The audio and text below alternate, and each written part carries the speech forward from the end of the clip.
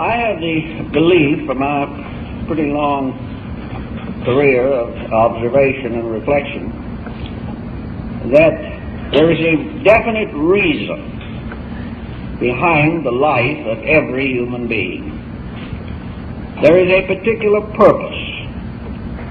Nature does not produce non-essentials. Nature has not fashioned some persons to succeed and others to fail. Nature has never been extravagant with life. Every living thing fulfills part of a plan. And this plan in the human being has been individualized. Each person is here for a purpose. Now, why are so many not aware of this purpose?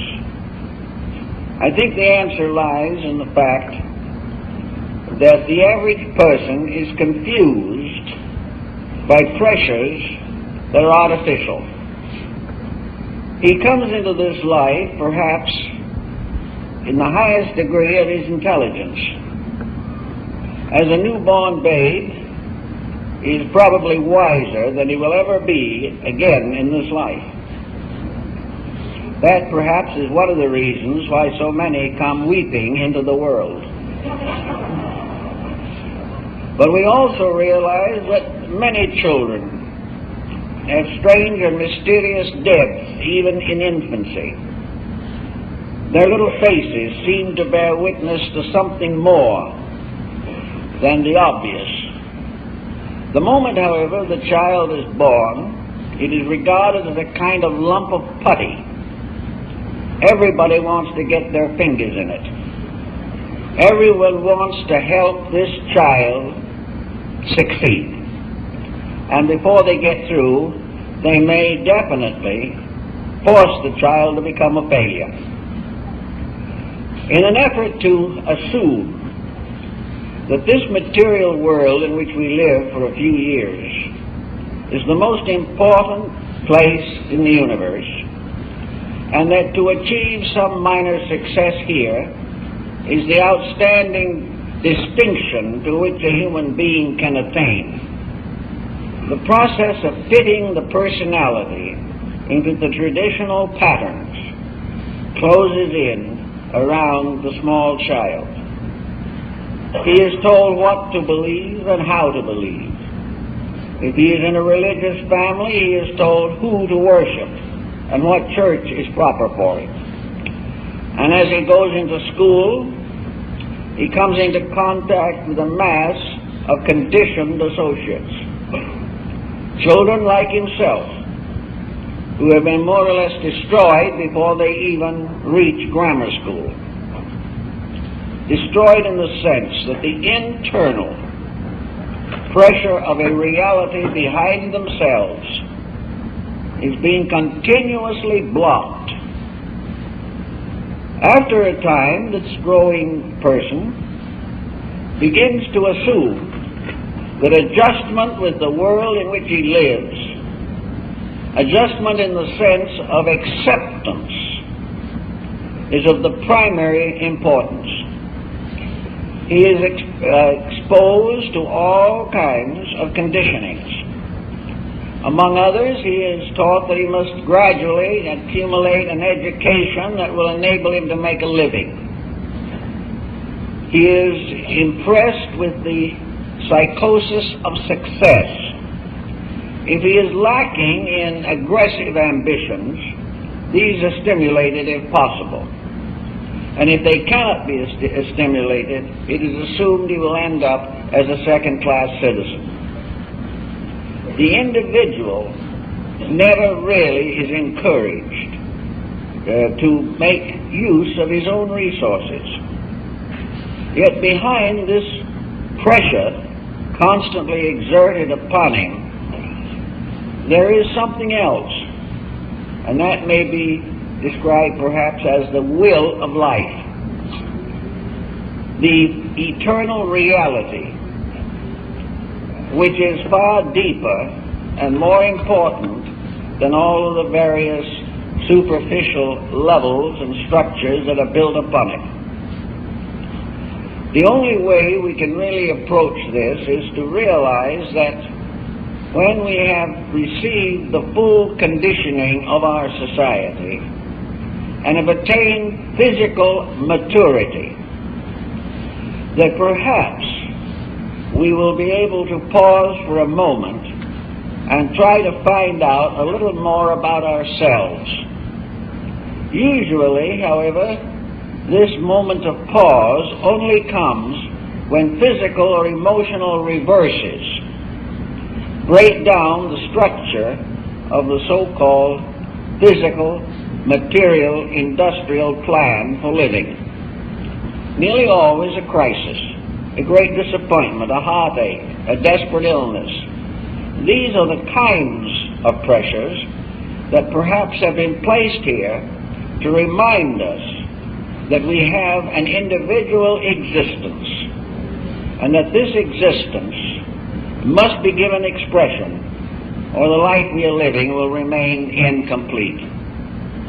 There are very few of us who manage to get through this world without some kind of sorrow, without reverses, disillusionments, and even despairs. And these bear witness, in most cases, to the fact that we are not fulfilling the purpose for which we were created. The materialist doesn't believe there is a purpose. Therefore, he is constantly contributing to a purposeless existence. His only out in this is material advancement. The individual becomes the banker, then perhaps another individual becomes the university professor, and in these achievements comes to regard his life as fulfilled.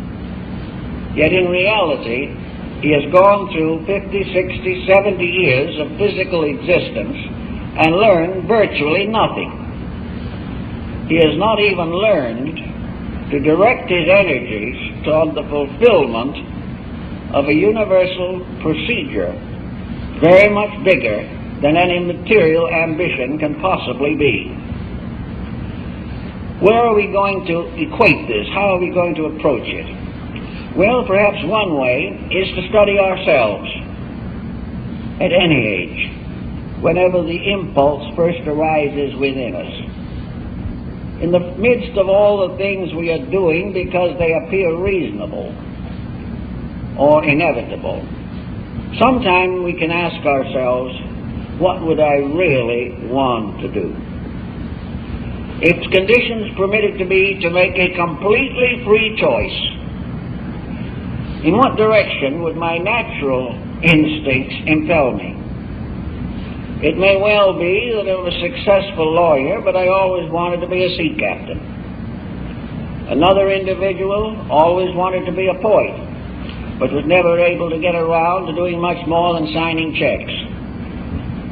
What would the person be if he was able to fulfill the deepest parts of his own life? What would the small, quiet voice inside of him recommend if the pressure of outside over-influence was not there? I think that every living thing from the mineral kingdom on has some kind of an intuitional inner life. And this intuitional inner life impels that living thing, whatever it is, to fulfill the purpose for which it was created. To assume that the universal destiny is fulfilled by a person becoming a political leader or a major economist or an advisor to something, such cannot possibly be regarded as important to nature. Nature, which is a leveler of all things. Nature, which moves behind all the processes that we recognize, certainly is not too much concerned as to whether we have a swimming pool or not. Nature has a job of its own. And nature is working through living things to fulfill a common good. And each of us is in some way an instrument in this plan. And it is very important for us to try to understand the natural purpose for humanity. Why was the human being created? Why was the breath of life breathed into him? Why was he given a body such as he has? What was nature's purpose in placing him in an environmental world such as he knows? These questions are overlooked and ignored because they run contrary to our approved policies for conduct. Yet we cannot assume that nature was frustrated by the fall of the Roman Empire, or that the divine plan was overthrown by Adolf Hitler, or Alexander the Great, or Genghis Khan. These are episodes, incidents on the outer surface of human existence. They bear witness to ignorance, and false ambitions, arrogance, tyranny, which are not naturally given to us by deity. The idea that we are a compound of good and bad, with for the most part weakness predominating, is not solid when we contemplate it in terms of nature. Nature has put us together in an extraordinary way. It has created a being that even the greatest scientists cannot yet even estimate. Man is full of wonders. Nature has conspired to produce a miracle and called it humanity. And now the question is, what is this miracle going to produce? What is going to justify the millions of years of physical evolution that lies behind man? What is going to justify the constant unfoldment of faculties and powers? Most of them have been perverted. They have been degraded into instruments of profit. But behind the individual is a creativity that is superior to the uses that have been made of the creative instinct. Back of the individual is a resource infinitely greater than anything he ever uses. Why doesn't he use it? Well, to the most people, there is not even the realization that it exists. They've lived on the surface of themselves from the beginning and expect to end there. And having had this magnificent fabric bestowed upon them, they depart from this world with very little that they have contributed to the advancement of anything. How then does man get this incredible potential? The answer seems to be only one possible solution, and that is reincarnation. The individual is not here for the first or last time. He is here as part of a chain of embodiments. And the purpose of this chain of embodiments is the enrichment of the inner life of the individual. He has grown up through thousands of years, millions of years perhaps, of adjustment or neo-adjustment with environment. He has gradually come nearer and nearer to becoming able to use rather than abuse the circumstances that exist around him. Now, in this long procedure of rebirths, the individual has gradually matured a personal entity, an individuality. This individuality is based upon the accumulated wisdom, the accumulated experience, and to a large measure also, the accumulated wisdom which has come to him. This accumulation has resulted in a great generalization of abilities which we overlook. It does not follow that an individual like Stradivarius was a violin maker since the dawn of time, because back a little ways there were not any violins. But he was developing talents, abilities, which gradually came together to provide him with a kind of genius. And this genius to the Greeks was not a quality but a being, the genius in us. This genius is a composite subconscious, subjective record of the totality of our experience. It does not necessarily represent a continuity, because in many instances the life of the individual is violently changed. But it is always a record of a relationship between the individual and his environment. It began perhaps in the Stone Age or earlier, but it was always a struggle on the part of the individual to attain security in a hazardous environment. We are still struggling for the same thing. But unfortunately, we are not making use of the accumulated resource of previous experience. Because it is not consciously remembered, it is ignored. And we have no way of explaining the various intuitions, hunches, feelings, pressures that do arise within ourselves. These pressures divide naturally into a number of levels. On one level, these pressures are simply the perpetuation of mistakes, which continue to pound us and annoy us until they are corrected. Another level of these pressures is imagination, intuition, the individual becoming inwardly aware of values greater than the commonplace.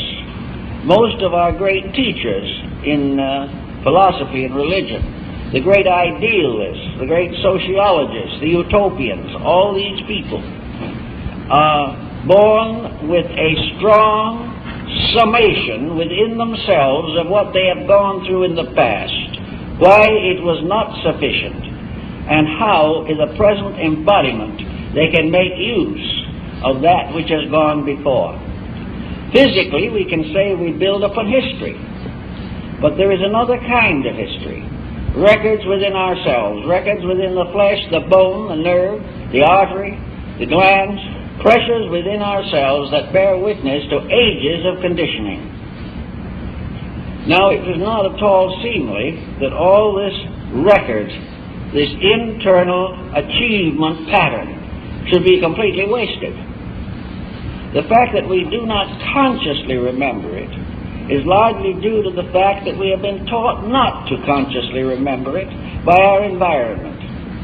Some small child who precociously exhibits genius is a cause of joy to some and a cause of problems to others. We know that such things happen. We know there are people born in this world to play the piano. We know there are people who are born to paint or to write good poetry. We know there's some here that are born for sciences and philosophies, and others are, by pressure within themselves, inevitably drawn to religion.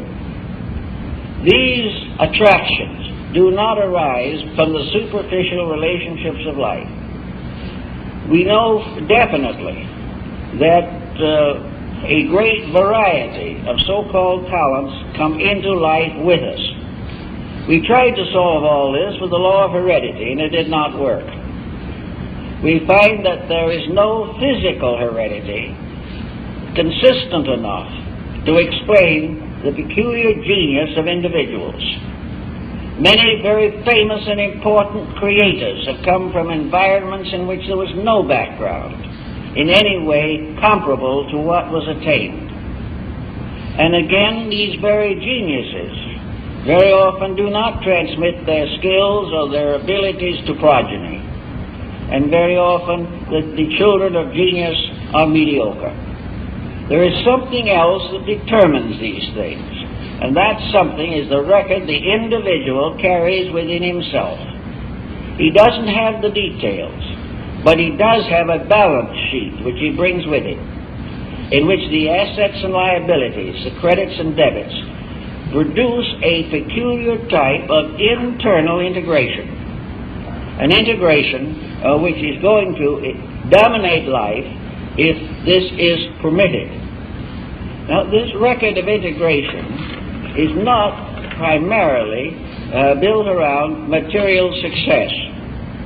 If we go back, assuming that the individual was born many times on this earth, go back a few hundred or a few thousand years, and practically all of the activities with which we are familiar today were in a very incipient state.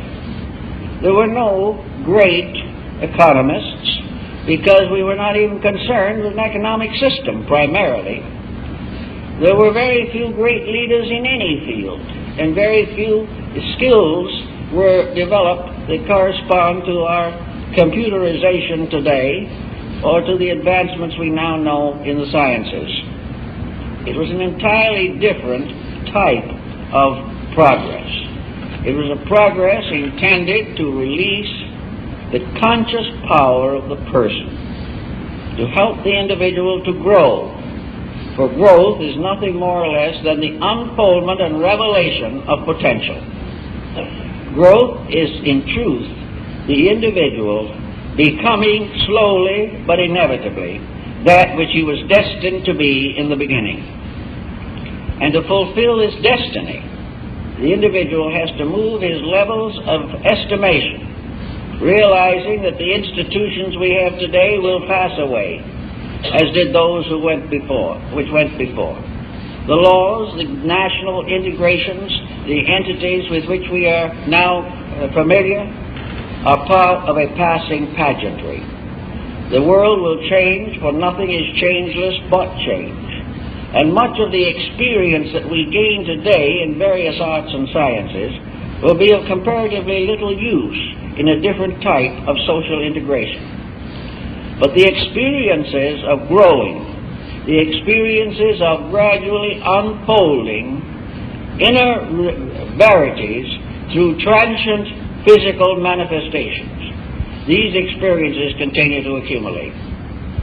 So we must finally, it seems, come to the original idea of nature, natural law and divine law, that the human being was created in the first place to amount to something, and that something is not to be judged in terms of the physical, mechanical, materialistic objectives to which we are addicted today. What we are really here for is part of the whole growth program of the universe itself. And every step that we take is, for instance, related to certain values within ourselves. One of these values is integrity. Now, integrity is something that naturally would express itself in the lives of most people. But integrity is gradually undermined by compromise. The individual, trying to avoid an unpleasant experience, departs from honesty. Or in order to advance his material estate, he corrupts his own morality. Or through weakness of appetites, he again compromises his personal virtues. Therefore, we have forever a struggle between integrity and compromise. Now, this struggle can go on anywhere. It can go on in a cave. It can go on in an ancient classical culture. It can go on today, and does go on, in the highly economized, mechanized civilization we know. It still remains inevitably part of human character to do it well or to compromise. But compromise is more pressureful where the advantages of compromise appear to be more desirable. But the entire story of man's morality and ethics goes back to the problem of compromise. It looks as though nature intends that we shall develop the internal strength of integrity. Integrity is a valuable thing. It is not only valuable here, but no matter what happens to our culture, it remains valuable. And what happens to us after we depart from here, integrity is one of the most important and required factors of evolution and progress. So all through thousands of years, we may have been trying to find integrity. Some people started looking for it at a very early age in the history of society. Others even begin to struggle for it only in the middle years of the present embodiment. But always nature demands it. nature must gradually prove to us that integrity alone fulfills natural requirement. Here we have a world that could be a rather beautiful place with many opportunities. Most of the good has been compromised through lack of integrity. Life after life, the private citizen has suffered from the dishonesty of his associates and has compromised his life by his own dishonesty. On and on this goes, and will go probably for quite a time. But each person is able to break that pattern when he realizes that it is important to do so. And the fact that conscience remains, even though it seems to be very badly undermined, reminds us strongly that the desire for integrity is innate, and the desire for compromise is impermanent and due to external pressure. Another factor that is important in the pattern of things is the emotional pressure of life. Actually, the divine plan calls for a beautiful world. It calls for a world in which people are happy, useful, and able to achieve emotional fulfillment through the proper expression of affection, friendship, cooperation, and integrity. But most people do not achieve this. They have moved the entire emotional world down into the gratification of physical appetites of one kind or another, only to discover in the end that these appetites cannot be satisfied, and that no matter what we do or how we try to achieve happiness from the outside and through the fulfillment of appetites, we remain miserable. This record is so long and so well established that it's a wonder that it has not received scientific recognition. But the fact is that the individual who tries to be happy is miserable, but the individual who tries to be right comes nearer to happiness than any other mortal can come.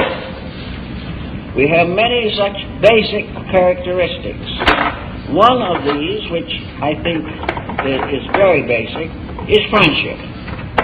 Most people are by instinct friendly, but by experience they have become cautious and disillusioned. Friendship is no longer a simple acceptance of the inevitable relationships of life. Actually, friendship is the basis of all cooperation in nature. Friendship is the emotion that could end war, end poverty, break down the barriers of isolation, and correct most of the neurotic pressures of the individual. But by false conditioning, the natural desire toward friendliness has been blocked. The individual has been exploited, therefore he will not give his friendship without reservation. Yet within him he wants it.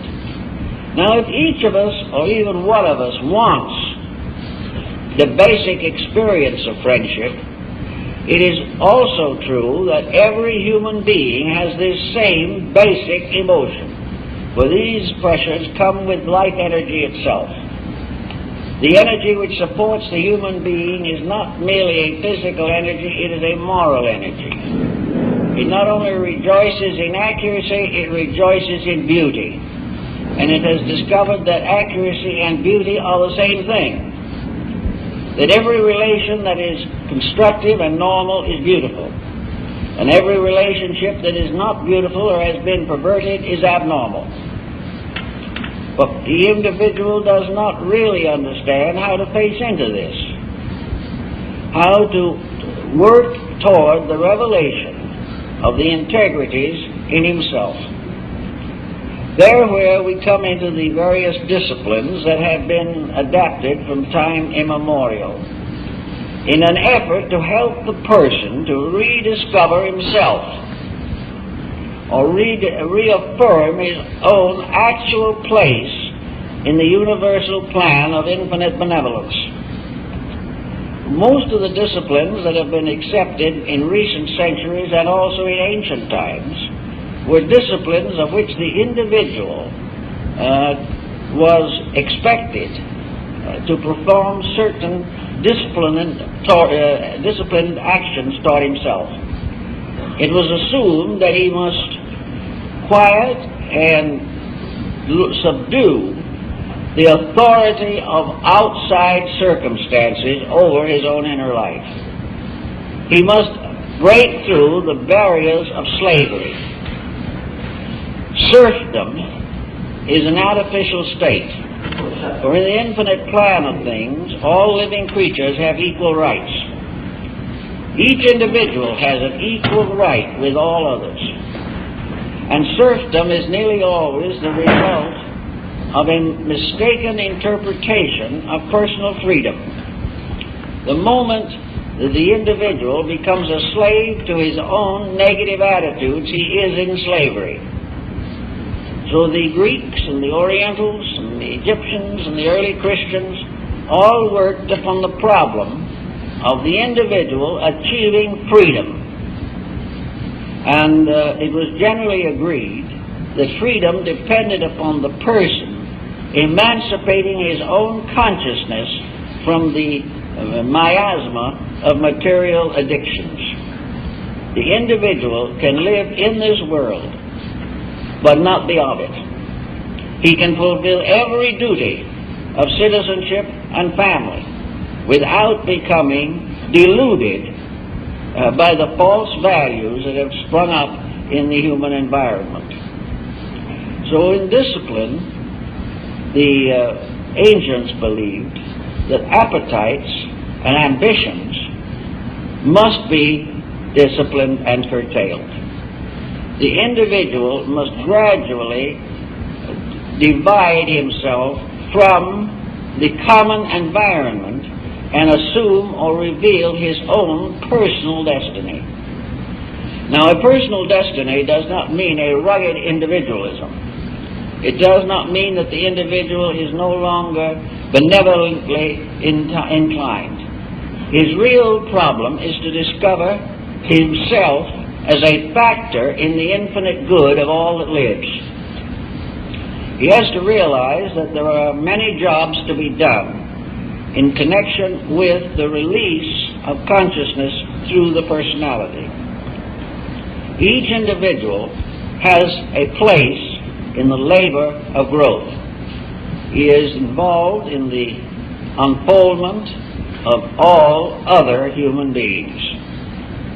This is because we accept that the plan for things was correct, that the divine purpose is real, and that there is no possible way of changing the basic requirements of living.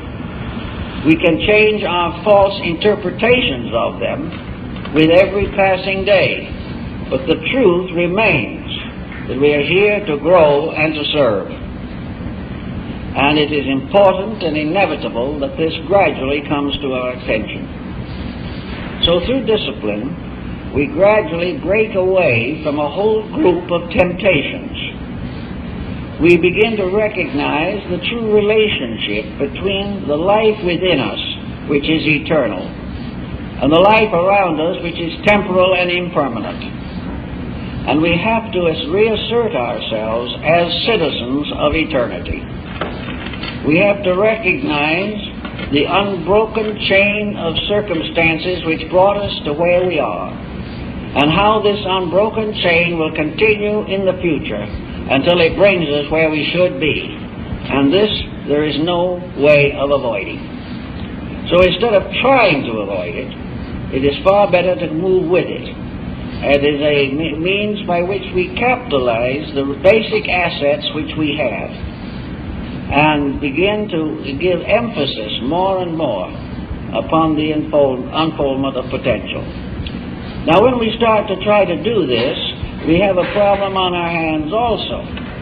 Namely, which way do we turn to find adequate instruction? How are we going to be sure, or reasonably sure, that any move that we make is actually in conformity with natural law. Some feel that natural law would be consummated by a completely industrialized culture. Some feel that if we reach the point finally where the world is run by robots, the human being will be free to do as he pleases. But a world run by robots will never give the individual anything to accomplish as a means of unfolding his own potential. It is a mistake for us to invent things to think for us, or to invent ways of avoiding the common learning of life.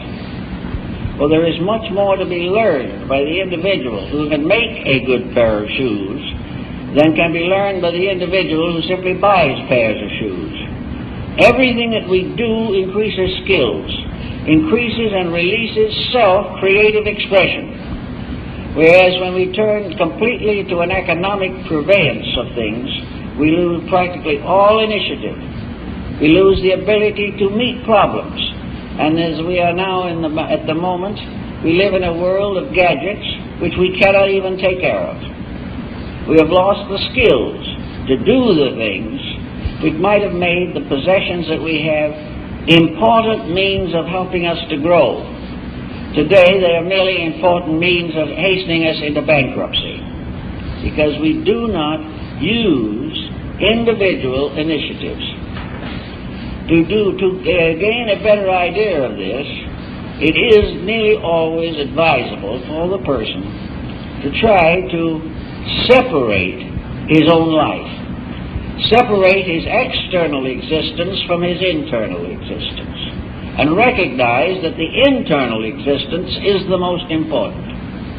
It is the final victory of life over illusion. If he really, sincerely, and intensely knows that as a being he must grow, and that only that which becomes part of an unfolding consciousness is essential, that which merely exploits consciousness for utility is not essential.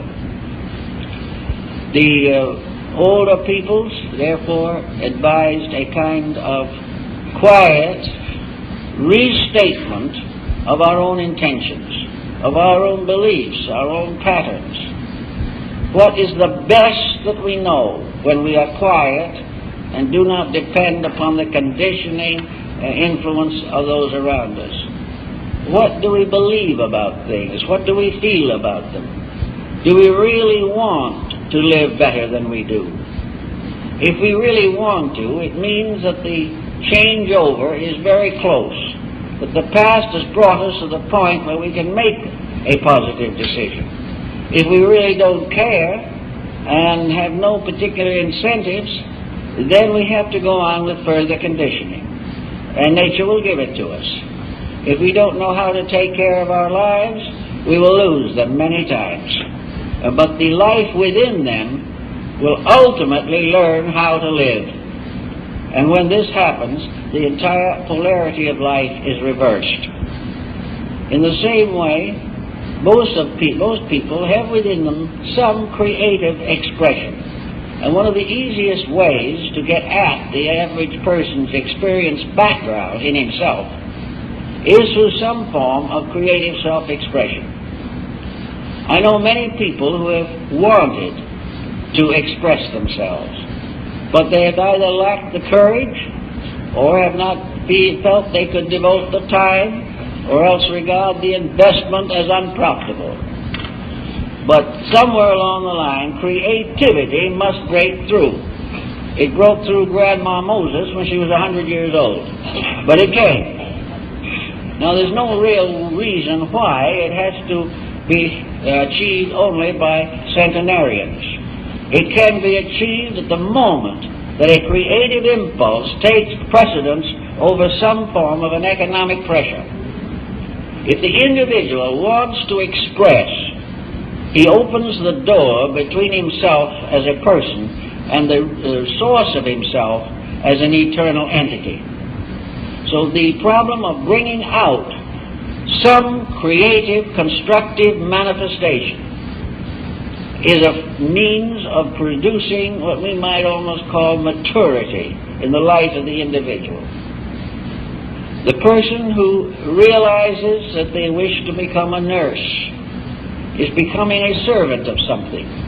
Now, sometimes the leaning to become a nurse is impelled only by good wages. This is not the answer. If the economic purpose is dominant, the individual is not creative. But if the economic problem is secondary, and the desire to serve is primary and honest, there is internal release. The same is true in every profession. There are many professions in which the great good can be done, but much of it is embarrassed and frustrated by the economic factor. The individual who becomes a doctor to help the sick is releasing inner life. The individual who becomes a doctor to get rich is not. He is again in slavery to the temporary environment in which he lives. Actually, this environment is such that it's a wonder that human beings have been deceived by it so long. The man who has accumulated the great fortune in the practice of a profession comes in the end, as all do, to giving it up. He cannot take it with him. It has no permanent value. And in many instances he shudders at the thought of leaving it to his descendants. So what does he do? He leaves it to an institution, simply because he has no way of taking it with him and doesn't know what to do with it. And a person who devotes his life to the creation of this dilemma has overlooked something. He has overlooked the fact that all material existence has its place. The workman is worthy of his hire. But he is not here simply to accumulate wealth at the expense of his neighbors. He is here to serve. The motto of the Prince of Wales, Ich dien, I serve, were the same words that were spoken in Wagner's opera of Parzival when Coonry, falling at the foot of the Grail to die, says, I serve. Service is one of the great answers. And service comes in that same ray that goes into our souls to make us real. So service is the motive. If he only serves from some secondary motive, giving a day to some hospital or something of that kind because it's done, this is not the answer. The instinct to serve is a spiritual truth within man. And it comes out in the most unusual ways. There are many cases where a perfect stranger has given his life to save another one who is in great danger. No unknown reason. He didn't have to do it. But at the moment of a great catastrophe for another, his own inner life took over. And he was able to make this important sacrifice. A sacrifice which was perhaps the best thing he ever did. But it is to get at this level inside of ourselves that we must all labor to the very best of our ability. Another aspect of the same problem is the effort of the individual to resolve certain uncertainties in his own heart and mind. Most persons, unconditioned by ulterior or non-factual pressures, believes in deity. Even those who may consciously and intellectually deny it because of the sophistication of their environment, still in their heart and soul believe. They believe there is a divine providence. They believe that there is a deity at the source of life. And for most who believe this, there is also a belief that this deity is operating through humanity on the level of human beings, and that the power of this deity is centered in the heart of every creature that has the physical structure to have this occur. And in other forms of life, this deity is present very often in the magnetic field because there is not enough organization for it to enter in and dominate. But everything in the world is dominated by this divine being. It is the power of life in us Without it, we cannot breathe, and without using it, we cannot live correctly. It is this problem of getting at what life wants of us, instead of the eternal cry of what do we want from life. Our wants are limitless, but the wants of life itself are few. And the most important want or desire of life is to express its own purpose. And its own purpose is the highest purpose that any human being can conceive of. So we have the right to gradually work toward the recognition of a purposeful background for ourselves. We are here to prove that we are growing. We are not here to make all the mistakes we made over a period of 100,000 years. We are not here because we died on the battlefield of Troy. We are not here because we fought the great war of the Mahabharata. We are here because it is assumed that from previous lives we have learned something, and therefore are capable of living above the level of previous existences. Yet in our general appearance as we go along through, it does not seem that humanity has learned this. It does not seem that we are really aware that it is not foreordained and predestined that we make the same mistakes we always made. In a sense, to make a mistake is a rare individual privilege that we can't afford. But actually, we keep on making the mistakes. And why? Well, look into ourselves. I know a great many people who are quite nominally religious. They believe in religion. They believe in God. They worship their various saints and sages with real devotion. But when temptation comes along, they fall. The one told me once that God would have to overlook a few of these idiosyncrasies. It might be that if God sat on a throne in the heavens, he wouldn't notice some of them. But unfortunately, God is inside of us. It is a divine principle that knows everything about us, while we know nothing about it. So there is no avoiding. The damage is done to the psychic integration. The damage is done to the development of internal character. The compromises that we make are scar tissue in our soul fabric. There is no possible way of avoiding it. So it is up to the person not only to be a nominal believer in something, or to accept the idea that he should do better than he does. The great problem is that he must do better than he does, or else he will remain as he is. If he remains as he is, he will be worried to death over every political crisis that arises in international affairs. If he remains as he is, he will worry about high taxes, and he will worry about inflation and depression.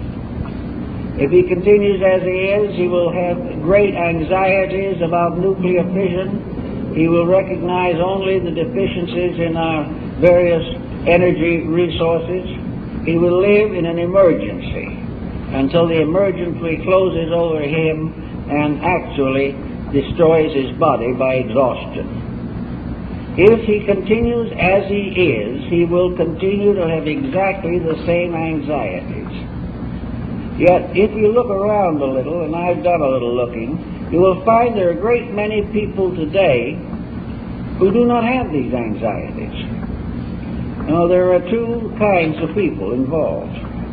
One is the childlike person who has not yet accepted the reality of the illusion.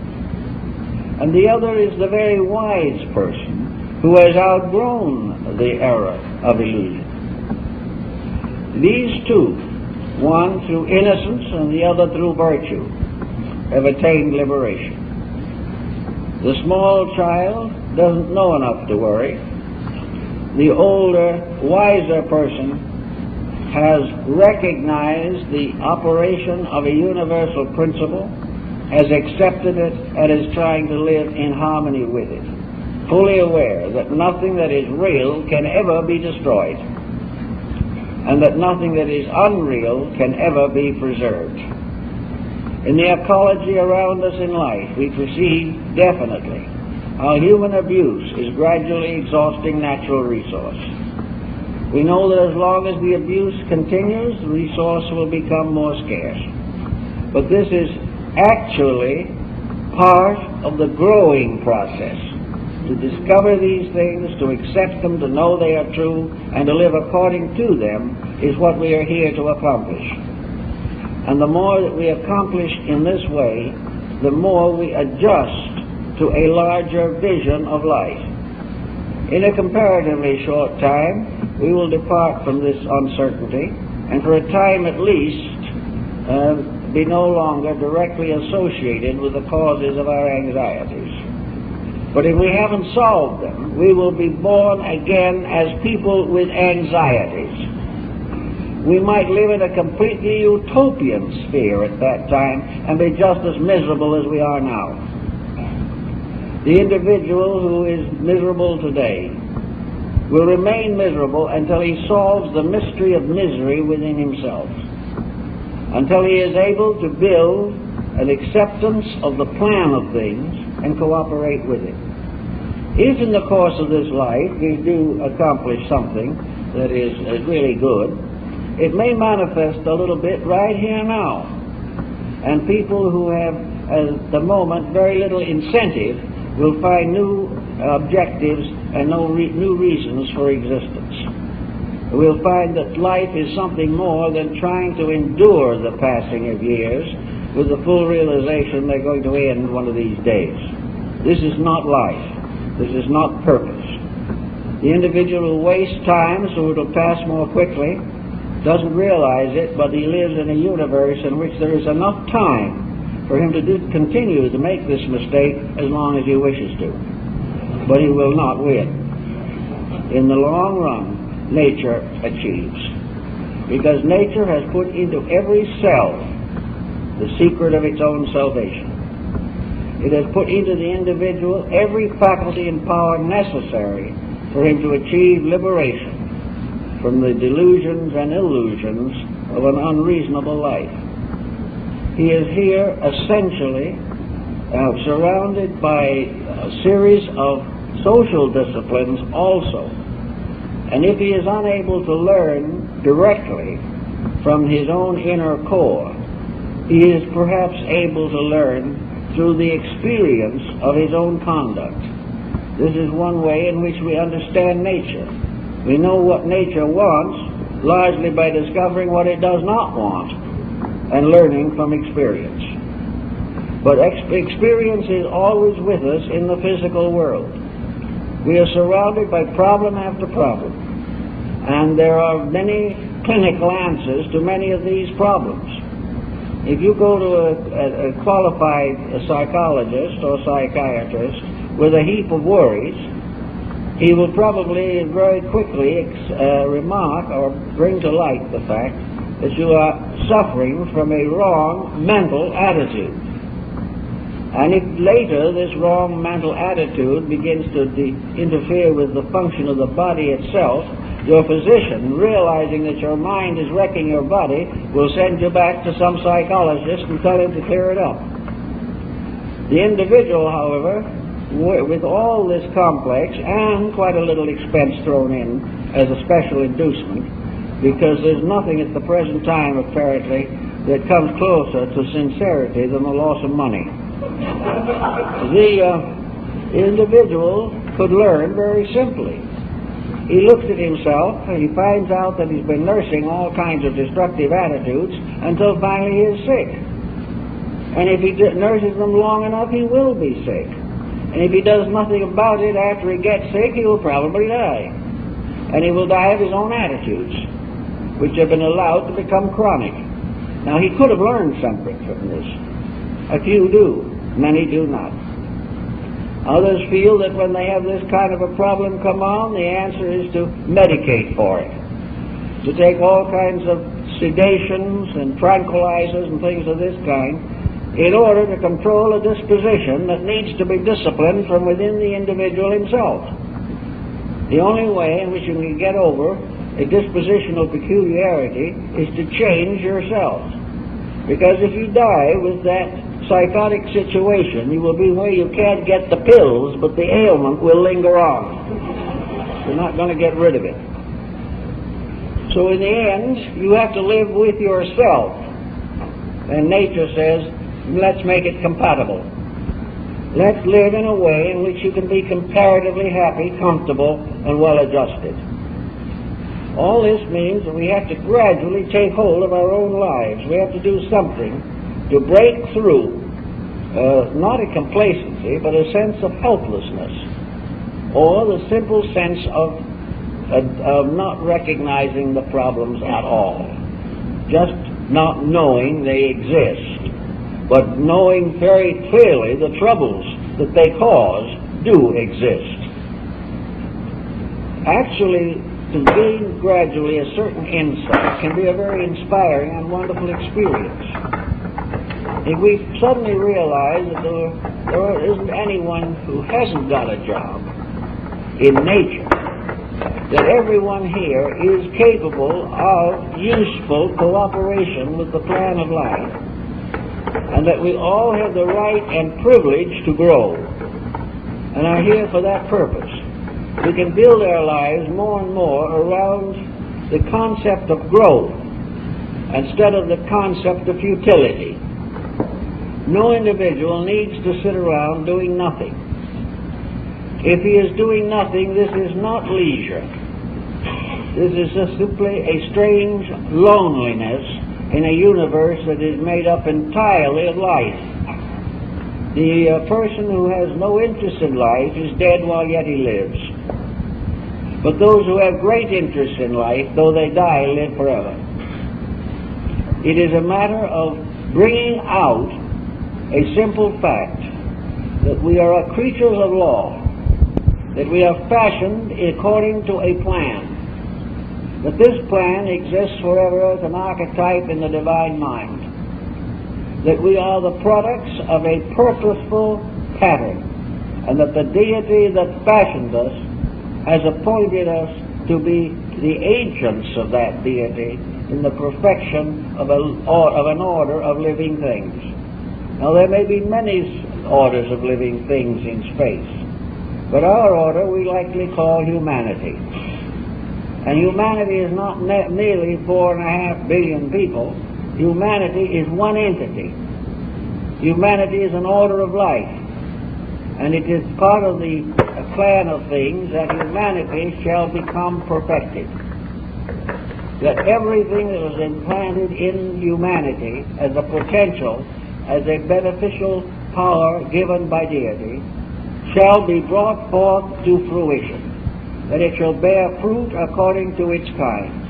And that from this gradual cooperation, this gradual mingling of purposes and motives on a constructive level, humanity as an entity, as a simple being, collective, will come into its inheritance. That it will fulfill the purpose for itself. When this occurs, then the entities that are here will have cooperated and will have graduated from this particular grade in the school of creation. Humanity may be in the first year of high school, or it may be the post-kindergarten. But whichever it is, we graduate when we outgrow that particular type of condition. And we outgrow it only by mastering it. We can never outgrow it by voting it out or trying to evade it. No government can take care of people who cannot take care of themselves. They have to gradually be taught to use the resources with which they have been endowed. Now, in our way of life, there is also a great misunderstanding as to what constitutes a good life. To many people, a good life is an opulent life.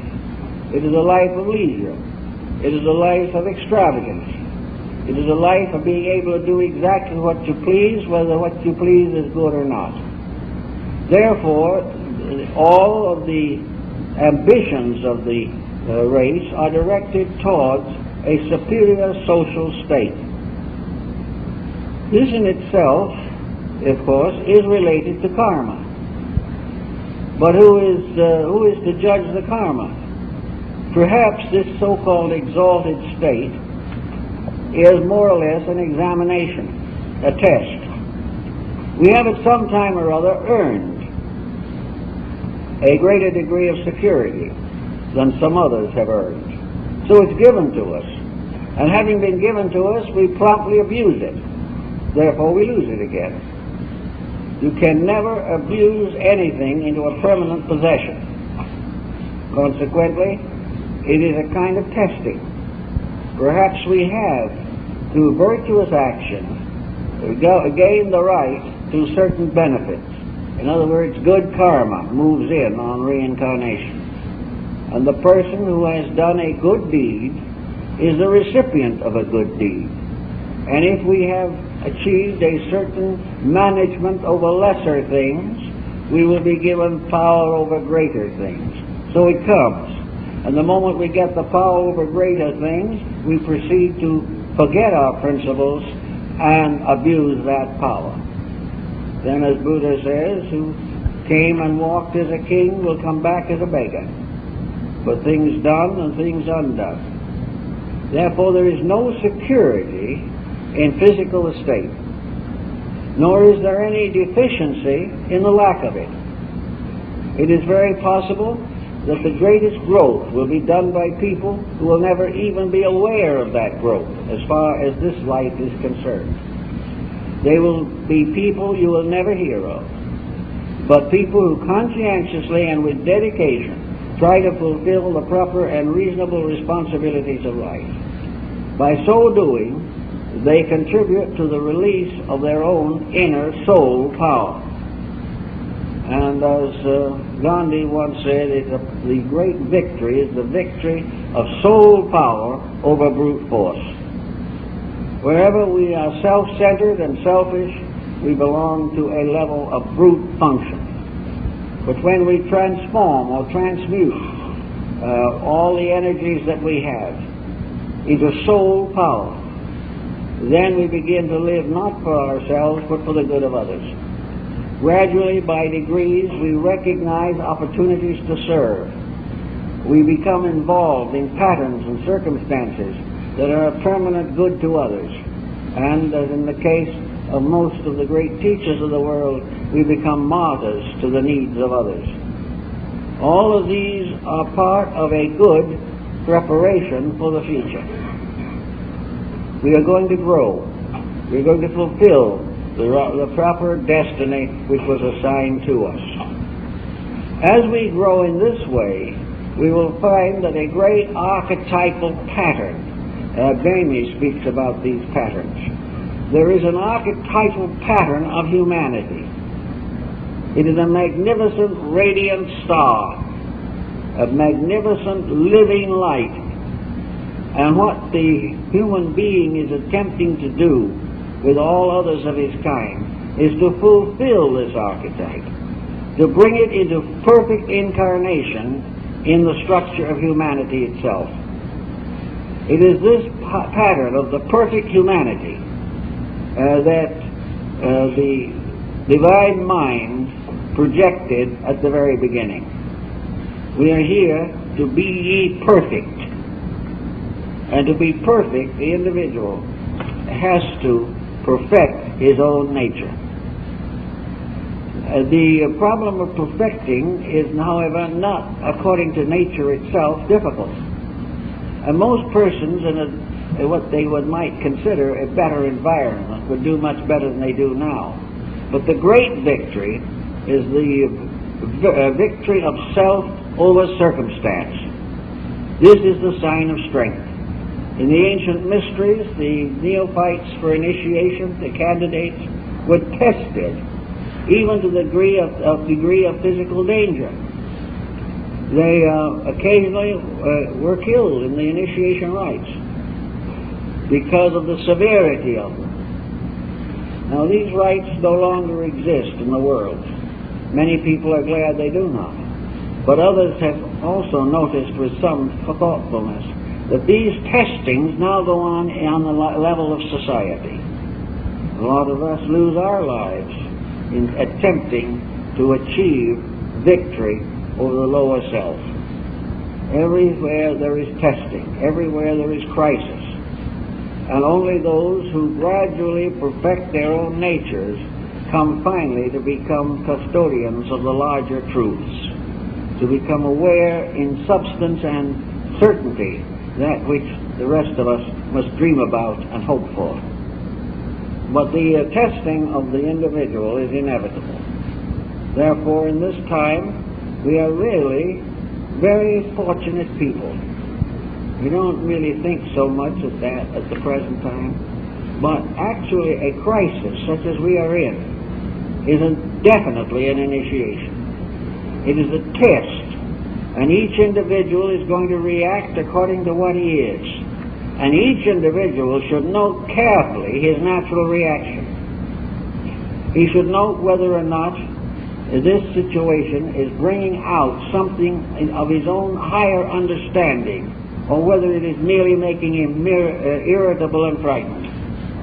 If he has no resource within himself to face change, then he should begin to search inside of himself very assiduously. He must find the victory of his own inner insight over the pressure of society. If enough people do this, of course, the social problem would be solved.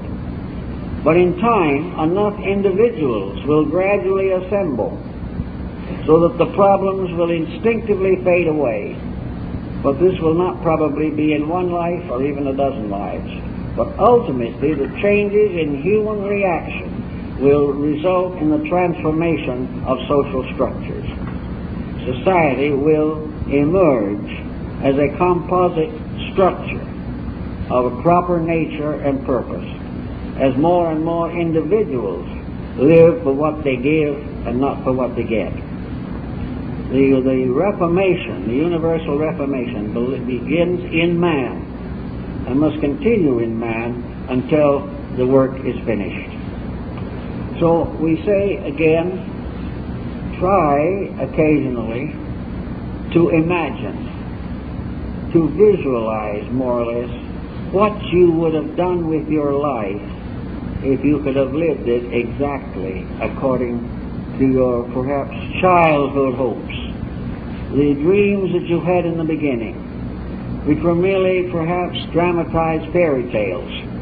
But actually the fairy tale is an archetypal dream, and in the long run we are all going to live together forever in happiness. But it's a long way off for the majority. But in this fairy tale life, think back to what you would have been before ambition got you, before the pressures of other people affected you, before your dreams were blighted. What did you want to be? What kind of a person did you want to be? And in your early teens, before you got set in too heavy an educational pattern, what would you have liked to do with your life? What kind of a career would you have chosen if the economic factor had not existed? If it hadn't been a problem of earning a living, what would you have preferred to do?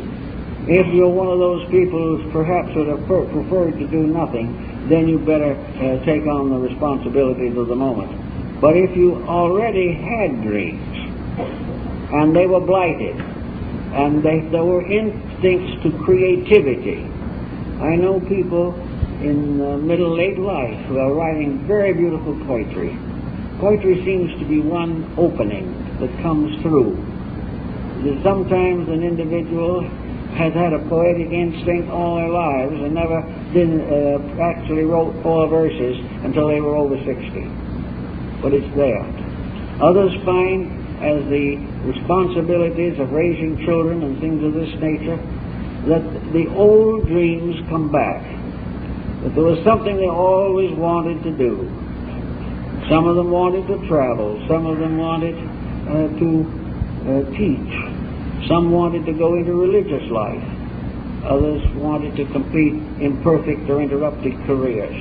but everyone wanted to do something. And when they do that something, nearly always there's little or no satisfaction unless that something they want to do is a common service. It is something they want to share. The poet wants to share his innermost feelings with anyone who will read his poetry. The actor wants to share his reactions to the drama that he participates in. Everyone would like to have a field of expression, an expression that is worthwhile. Now, this expression may be censored by a lifetime of frustrations, and it may be that by the time we get around to it, some of the edge and ambitions of our inner lives have become quieted. But everyone can do something. Everyone can make some kind of a creative contribution. Perhaps no one will ever know about it but you. But if you do it, not merely talk about it, but do it, you will find that there is a great release within yourself. An individual who can develop a good creative outlet will probably never need psychological or psychiatric care. They will release from themselves, and everything that we release from these little plants, which we call our personalities, will either be flowers or fruit. The flowers represent the simple expression of the beauty in ourselves, and the fruit represents the contribution we make to the common survival. These things can help us, but we must come to the conclusion that deity in its infinite wisdom was not interested in creating a lazy creation. It didn't want to make a world of people trying to escape responsibility and hoping to cut down working hours till they do not do anything at all. This is not the divine plan. And if we frustrate this divine plan enough, the punishments will get heavier and heavier. But we are going to change and we're going to learn before we get through. So the easiest and most purposeful thing is to learn now, to get started at it, to do the things that we have within ourselves. Go into your own depth and find out what's there that you could use to make a more beautiful life. That you could also find ways of sharing life, getting over prejudices. One problem, of course, is that the prejudiced person nearly always carries many years of irritation or disillusionment or anxiety over things that may have happened so long ago that everyone else has forgotten them. But prejudice is not beautiful. Prejudice doesn't help. It only locks the individual in negatives, and it closes to the mind that is prejudiced all the beauties of the area in which that prejudice controls. If we are prejudiced against people, if we are prejudiced against arts or crafts or religions or races or anything of this nature, we are simply cutting off part of that one glory of life which we should understand, should accept, and should be able to use in the development and maturing of our own consciousness. Clearing up prejudice, opinions, getting over old grudges, do anything possible to take false pressures off of your own subjective life. For it is only when the false pressures go or cease that the true pressure of the divine life within can come through. It is only possible to move from the inside out when we stop cramming everything from the outside in. As long as we build our entire life upon outside circumstances, the inner life has no chance. It goes along until we depart from here, and in due time it comes back with another body. But unless we allow it to speak, we will never know what our real destiny is, and we will be pushed about by the common attitudes of unenlightened persons. But even these unenlightened persons are growing also. Everything is growing. It is a magnificent unfoldment, but it exists on many levels. and each individual must try to function on the highest level available to his own consciousness. And at the same time that he is doing this, realize that the higher his level of consciousness is, the more perfectly he will understand all whose consciousness is less than his own. That which is above always understands all of that which is below, because it cannot get to the above without passing through the below. And in the basic subjective of the entity, all conditions of achievement less than our present level exist. And by calling upon our inner life, we develop a great sympathy for the lesser. And instead of looking down on it, we regard it as a parent might regard children. As Pythagoras very wisely observed, there are only three relationships in life. He says, there are those who are wiser than we are, and they are our parents, regardless of whether they have any blood relationship or not. Then there are those whose knowledge and wisdom is equal to our own. They are our brothers and sisters, and we exist with them in perfect equity. And there are then those also whose knowledge is less than our own. They are our children, regardless of whether they're related to us or not. They are our children, and we shall instruct them. So there are no other relations in life. And the individual who has the proper outlook or in-look upon life will realize that it is one very beautiful picture, a wonderful, sensitive, sympathetic situation in which we are all bound together by the strongest possible ties and separated by the weakest possible separative factors. As we gain more understanding and sympathy for this, I think we will find more of our place in the plan and how to cooperate with the divine purpose.